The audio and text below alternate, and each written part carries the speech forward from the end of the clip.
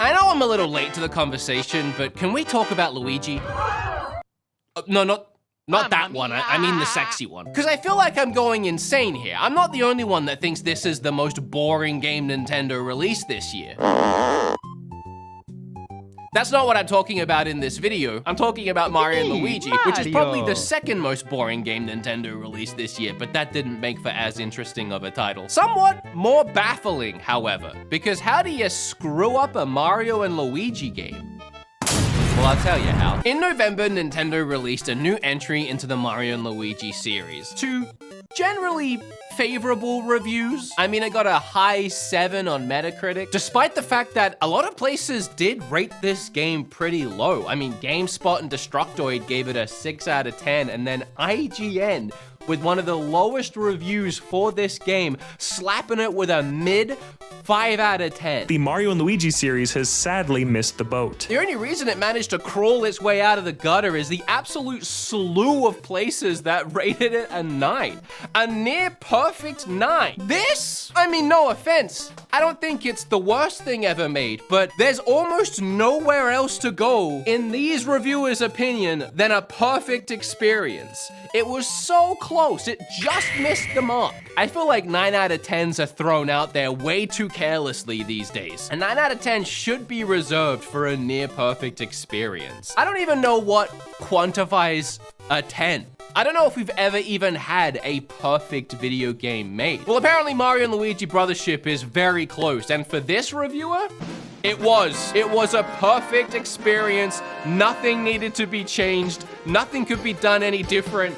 100. Can we at least agree that's a bit insane? Although to be fair, this reviewer seems to only really deal in perfect hundreds, including Scarlet and Violet. But Super Mario RPG got a 60, so now I don't know what to think. Mario & Luigi Brothership is riddled with performance issues. It suffers from insanely slow pacing, a forgettable story with non-memorable characters, and a pretty decent combat system that I wouldn't say even comes close to other games in this genre, let alone other Mario games in this genre. And even if all of my opinion-based stuff is stripped out of here and we just focused on the sheer amount of performance issues the game suffers from, is it really a 9 out of 10? Or is it just that that same slew of 9s came almost exclusively from outlets with Nintendo in the name? I ain't saying nothing. And why is it IGN's 5 out of 10 score got mocked by dozens of other reviewers online days before the game even released and people got to play it themselves? Scoring systems are kind of bizarre. My 7 is somebody's 9, and somebody else's 2 is someone else's 5. Like, it doesn't make any sense. And don't get me started on the fact that some places rate things out of 5, some places out of 10, and then some places just out of 100. As I was playing through myself, or should I say, and I'm sorry, struggling to find the motivation to keep playing through myself, I just didn't know what these people saw, other than maybe just a respect for the series and just so thankfully, lovingly glad that the series wasn't given up on and we had another entry in the franchise, despite how the game turned out. And in my opinion, it turned out kind of a mess. They did a whole developer interview. I'm surprised they even published it because I feel like through the whole interview, the creators of the game were trying to excuse so many flaws the game had while screaming in between the lines. Let's take a look at that and Mario & Luigi Brothership as a whole. Before we begin, I want to talk about the developer Acquire, because this is the first Mario & Luigi game not developed by Alpha Dream. It was directed by Haruyuki Ohashi, who has been credited with a special thanks on many games, but there was only ever one other game he personally directed: Aegis of Earth Protonovus Assault on PlayStation 3. I had to read that, there's no way I'm remembering it. And wouldn't you know, that game received a 57 on Metacritic. Or his other game was a 5 out of 10. Alpha Dream, the series' original developer, sadly went bankrupt due to the declining sales of the Mario & Luigi games, which were the main things that they did. They cited high development costs and an inability to adapt to the changing gaming market. They just got a bit stale, and they failed to innovate outside of previous entries in the series. So after Alpha Dream shut down, a lot of the people that worked there moved to Acquire, and Nintendo, for a long time, thought about giving up on Mario & Luigi. RPG, which would have been a shame. But they ended up contacting Acquire to develop the new game, which makes sense because Acquire already had people on the team that worked on previous Mario and Luigi games, and also they had great success working on Octopath Traveler for the Switch. But from the start, there were a ton of issues with the development, with the art director of the game saying he wanted to create a more unique and rugged style of Mario game, but Nintendo shut that down and told him to keep in line with the series' normal style. So right from the start, there was already an element of creativity being stifled with the development of the game. And I mean, look at the concept art. This is just rough.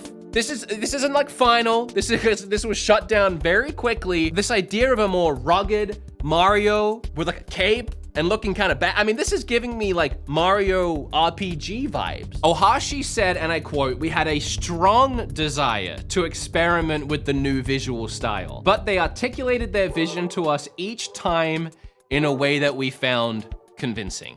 Which is such a shame, because what we got, it is very in line with classic Mario and Luigi games. But these concepts of a rough around the edges Mario excite me way more. It kind of gives me Chrono Trigger vibes, which makes sense as these Mario and Luigi games started with Super Mario RPG, which was developed by Square. And a lot of former Square employees went on to create Alpha Dream, including the director of Super Mario RPG, who is actually at Acquire and worked on Brothership. So you could see what the thinking was there, that they wanted to bring it back to its roots and do a more rugged, rough around the edges RPG, but they were told not to do that and instead do exactly what they had been doing before with the series. The series, by the way, that made the developers go bankrupt because it failed to innovate. They even suggested to Nintendo that they could make the game in that 2D HD art style that Octopath Traveler was in, since that was part of the reason why Nintendo wanted them to make this game in the first place, and that could work really well with the old style of Mario and Luigi games. But also, imagine a Mario game in a 2D HD art style. That would be sick. But of course, Nintendo vetoed that too. It was clear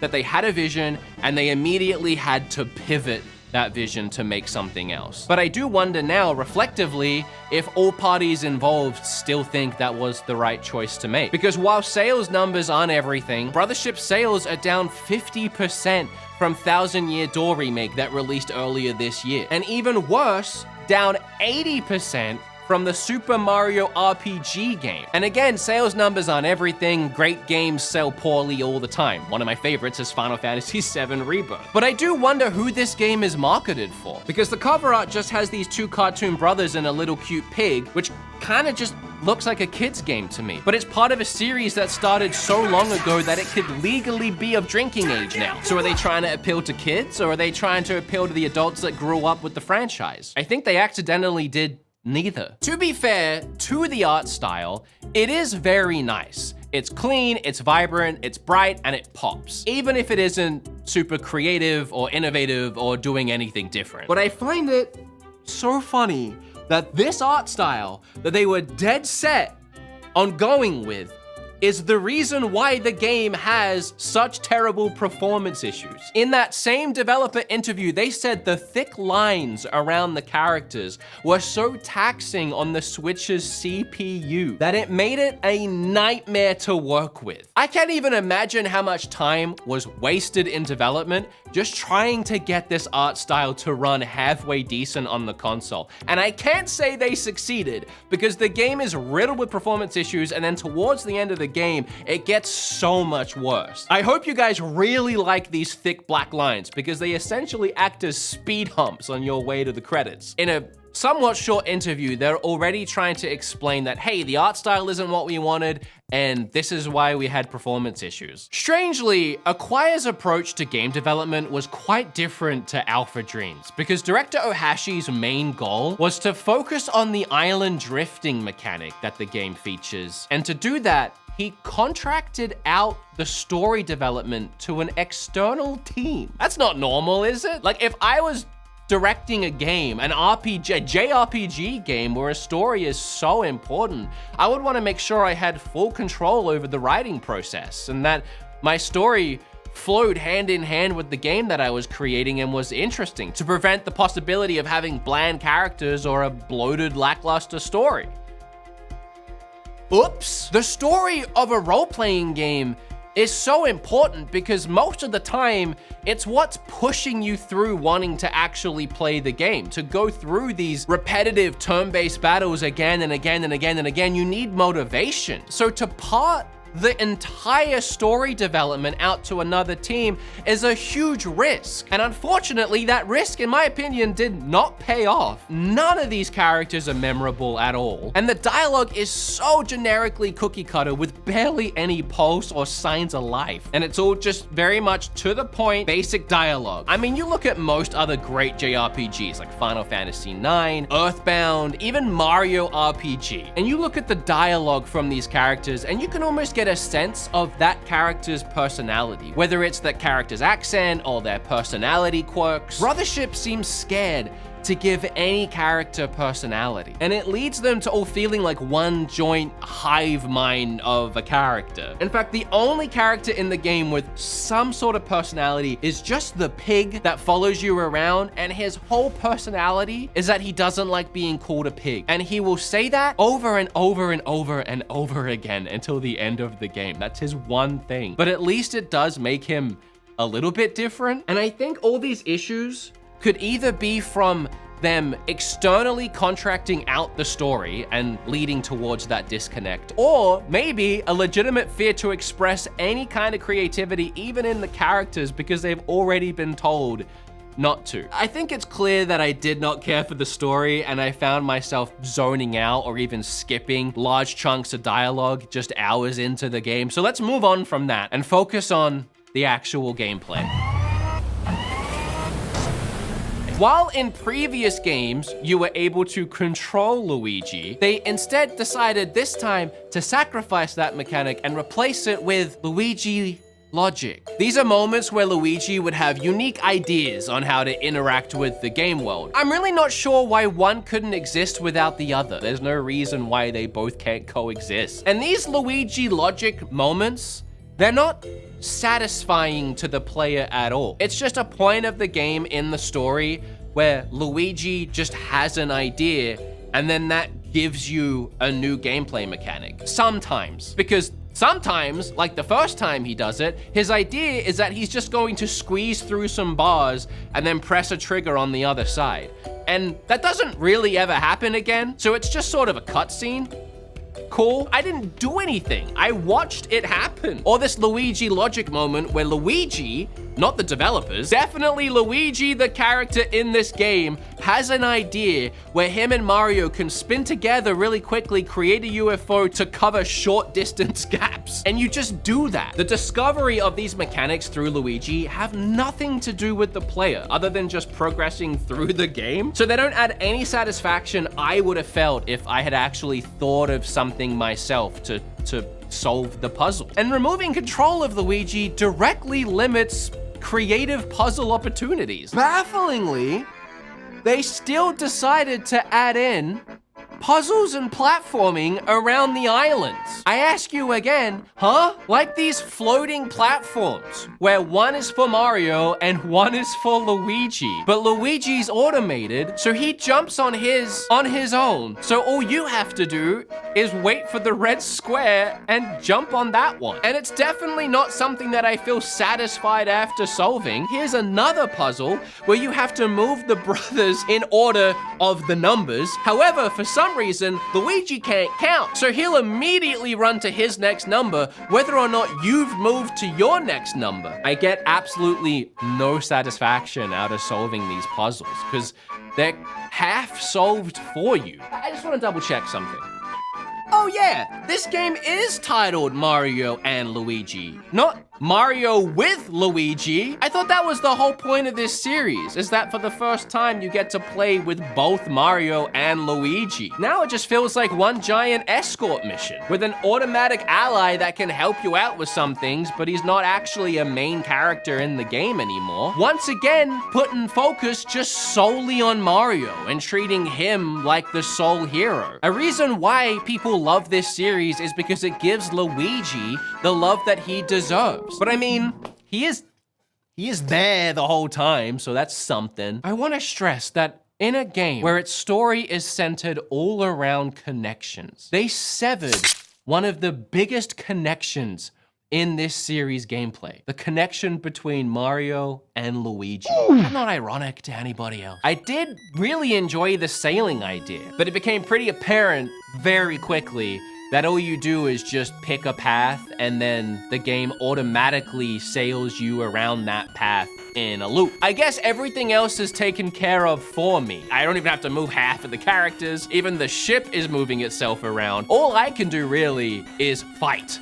Fight. And I gotta say, to be fair, the battling does innovate, and it is the best part of the game. But I still don't think the battling is anywhere near perfect. It's just pretty good. And you would hope so, considering it's seemingly the one thing they worked on while they contracted out everything else. From all the new special attacks to the battle plugs, which power you up and you can mix and match different abilities, all of that is good. The issue is the repetitiveness of the battles is not good. There is, in my opinion, a lack of enemy types, and it all leads to a slog of just doing the same thing over and over and over and over and over, and I'll hit you with one more and over again. Just for an example, the first 3 to 4 hours of this game, there is only a few enemy types introduced. This game makes you wait like 4 hours before you finally have a boss battle, something different from the 3 to 4 enemies you've been fighting the whole time,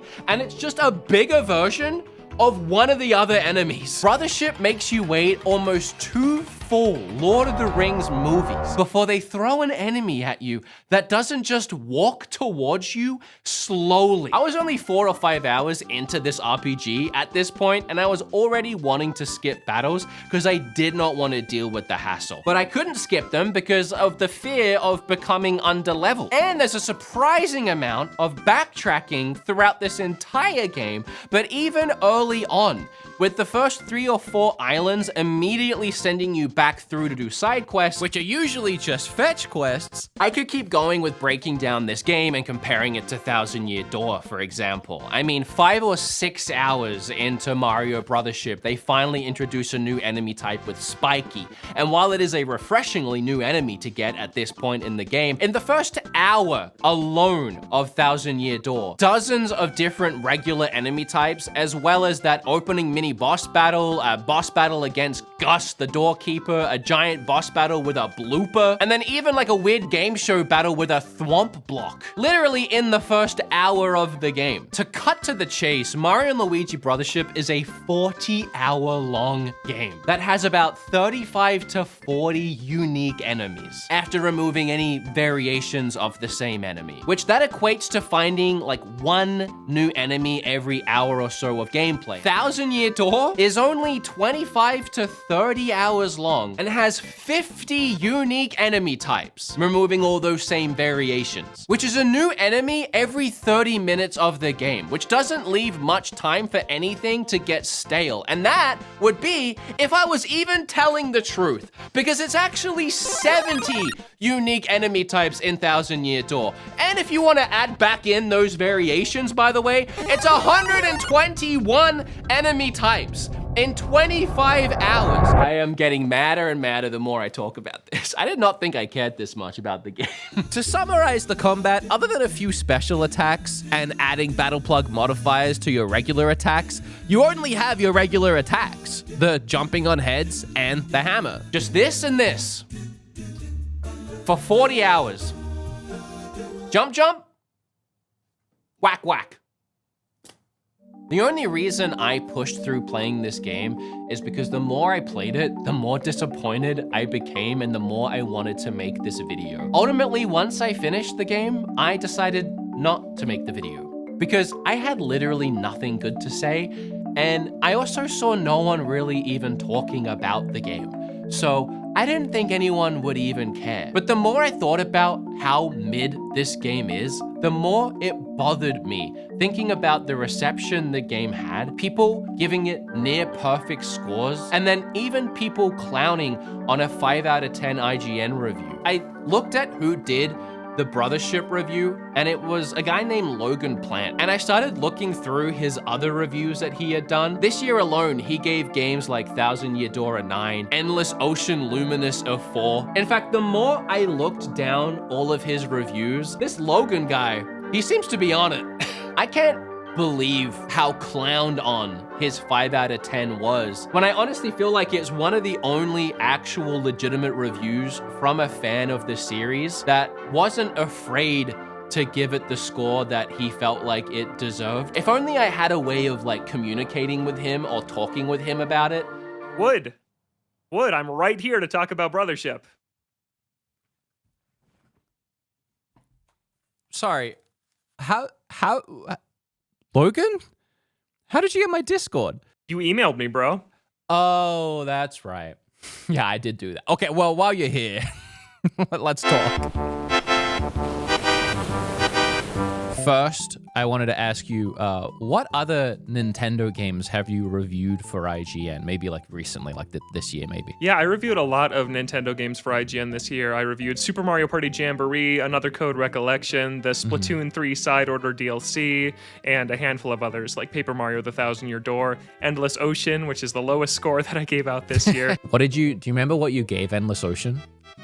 I give it a 4 out of 10, which means bad on the IGN scale. Yeah. So, how was that one received? Did you get any backlash about that? No, I didn't. And generally, reception on that one was pretty negative, so mine didn't stick out quite as much as some people thought the Brothership one did. What did you give Jamboree? I don't know that one. A 9 also. Yeah, I think I'm with you on the Jamboree. It's the best Mario Party ever, man. Jamboree is so good. Yes, I agree. And I said the same thing in my video. What were your expectations for Mario and Luigi Brothership going in? And how did the game meet or deviate from those expectations? Yeah, it's interesting because it had been so long since the last Mario and Luigi game, and I have played all of them. I haven't finished all of them. Paper Jam specifically is the one I never reached the credits of, but I wasn't reviewing that one, so I didn't need to. And it's an interesting series because the original trilogy is regarded very highly. That's Superstar Saga, Partners in Time, and Bowser's Inside Story, with specifically the first and the third one being the most beloved. And then Dream Team has its fans, but that's when it started to lose me a little bit. It got very, very chatty, and even more hand-holdy and tutorialized than the original 3 had been. And then Paper Jam just lost a lot of the personality and spirit that the Mario and Luigi series always had. And then that was it. There were a couple of 3DS remakes, but then the series was mostly gone. And as Nintendo moved away from handhelds dedicated and went more to the hybrid Nintendo Switch, I didn't know if we'd ever see Mario and Luigi again.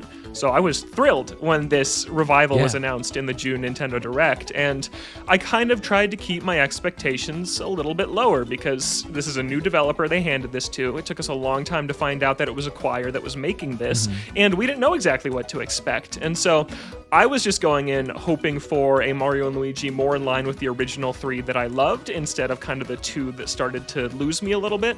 But instead what we got was neither of those things. Brothership exists entirely in its own plane because of just some of the wonky, weird decisions that it makes that are unlike anything the series has done before, and it has some of the problems that the past entries had as well. I think just a lot of things went wrong in this development. Yeah, and to be clear, I only think the gameplay is really good in combat. I think outside of combat, it's not very good. I think that the puzzles are pretty easy, and well, just the way Luigi because of Luigi. They do. When you're collecting the sprite bulbs to level up your battle plugs, and you have to pluck them from the wall and then chase them around to actually grab them, it's such a boring, unnecessary thing they make you do dozens and dozens of times and across bizarrely, this. It's not so good. Many times before you even know why you're doing it. Yes. There was a you're long time these. I was like, why am I collecting these things? Somebody tell me.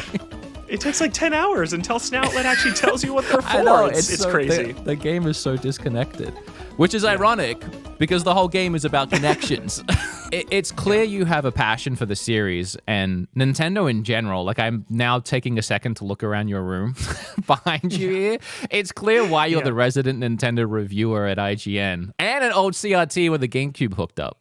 Yes. Okay. Yeah, I was just playing Melee on it like last weekend. Yeah. Oh my God. All right. We're about to be best friends. Do you think when someone sees a 5 out of 10 from IGN, it's an easy video or it's an easy comment or it's an easy something to get some attention on if they go after it? I think that if you go back and look at past reviews from IGN, these comments have been around forever. When IGN gives a low score, it's just a fact of it. Yeah, and I think that's all I should say on that. I think that yeah, it's easy to see a low score, especially if it's more of an outlier score from IGN and comment on it. And then of course there's the memes about IGN's giving 7s, and sometimes it feels no matter what score IGN gives to something, there will be some people out there that aren't happy with it, and that's just the nature of it. Everyone's going to have a different opinion on a game. You playing it, I'm guessing in advance, working on a review, putting it out there with a 5. Were you then surprised to not only see how many 9s, and someone even gave it a 10 it received, but on top of that, the reception to your review, like, did that shock you? I have a lot to say about this one, if you'll bear with me. Yeah. So, first, I think it's really important to say that on the IGN scale, a 5 out of 10 does not mean bad. It means mediocre. A 4 out of 10 is what bad means. So it's Endless not Ocean. IGN. Yes, Endless Ocean was bad. This game I thought was mediocre. And everyone is entitled to their own opinion. I was personally surprised by some of the higher scores. It doesn't make them wrong. That's that reviewer's opinion, right? But yeah, I was surprised by some of the reception, and to see more 8s and 9s than what I kind of expected it to land around 7s for people. No, giving a game with Mario in it a 5, I had a feeling that there was going to be some backlash. It was a little bit worse than I expected, but no, I fully stand by the score, and I still believe it a couple months later. I was going to ask, do you ever feel pressured when you're making a review based on like people's response? But it seems like no. It seems like you're just, your opinion's your opinion. Don't. Yeah, I'm definitely getting that vibe from you.